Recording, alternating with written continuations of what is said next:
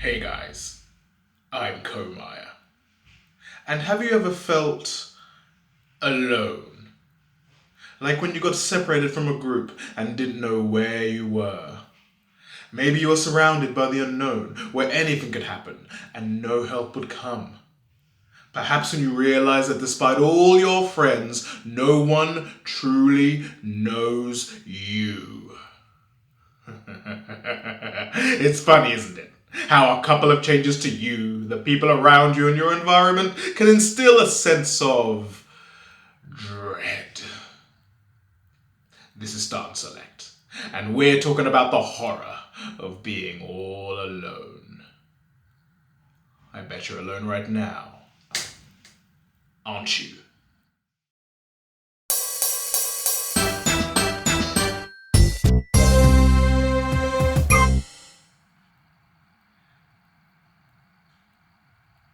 I don't like feeling alone.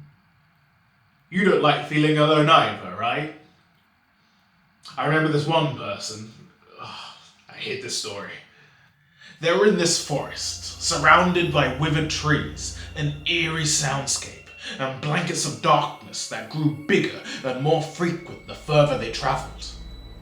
They didn't know where they were, or how they got there, or if that sound was their own footsteps, or someone else's.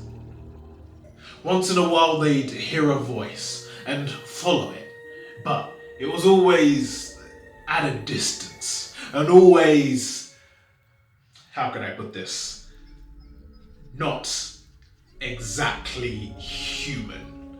As in, it could have been a machine, or something else. At this point, you or I would probably go to a happy place, like one of those family restaurants with the mascot characters. No one ever felt scared around there, right? They found an old building, some kind of manor or castle, a mansion sporting more rooms than it had overgrown plant life. It looks abandoned, so you climb for a window. They just want to look for a phone, or a map, or a clue, something to help them get home. The interior was cold, and the air menacing. The decor of the various rooms almost seemed designed to unsettle you, with ornate features in some areas and dank squalor in others, shifting from otherworldly expanse to medically sterile environment in a heartbeat. I guess that's what they call atmosphere. There were some rooms that felt safer than others. Like, no matter what was out there, nothing bad would enter this space. If you ask me, even those areas were a form of torment, offering its victims some brief respite only to lengthen the dread and maximize the chance of a sudden need for new underwear. You see, this place was dangerous. They would stumble across things like a loose pipe, double-sided tape, a pile of screws, materials contextually communicating that you're in a world where you need to defend yourself because there's no help coming. Set some traps, manipulate any attacker's behavior, pray. This person was strong. They could run fast and was pretty handy with a gun too. But suddenly, everything they could do before vanished. They were underpowered, trying to relearn skills they knew before with no idea why this was happening. The mix of anger and hopelessness was reminiscent of a baby shark in the bayou. Or, like you, now that tune is in your head after I said baby shark. Share a comment if you've got the song up there, but know this, I regret nothing. Real regret comes from having a crew who'll have your back through thick and thin. A squad who you led in your misguided search for adventure, who all met a bloody end at the hands of, well, We don't know yet. You see, a real good way to make you feel alone is to build you up and immediately break you down. But, word of advice, if you're ever wondering, did I see it before it saw me?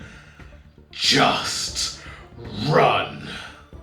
You realise how alone you are when a hive of zombified humanoids and alien creatures, all writhing and dripping with murderous intent, charge towards you, ready to rip the flesh from your bones. Or, even worse, one unstoppable terror, bigger and badder than you in every way.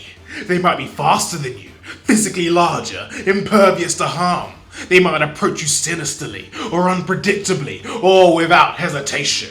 These encounters are occasional, but you only need to stop paying attention for a second to end up face down in the dirt.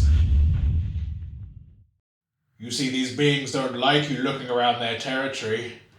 Even if you're just trying to find a way home, they have secrets they're willing to protect. Secrets they're willing to kill for. Hair and flesh was torn from our protagonist's head in the scuffle, as they were ensnared, face to face with death personified. The world slowed down as they towered over them, winding up to land the blow that will end the lights forever. But in the nick of time, they managed to strike back with the pipe wrapped in screws, stunning the beast enough to escape their grip. They ran. Out the house, out the room, out the mind games, free and forever changed. In fact, I heard the damage to their head was so great, they resolved to wearing soft hats for the rest of their life. Oh.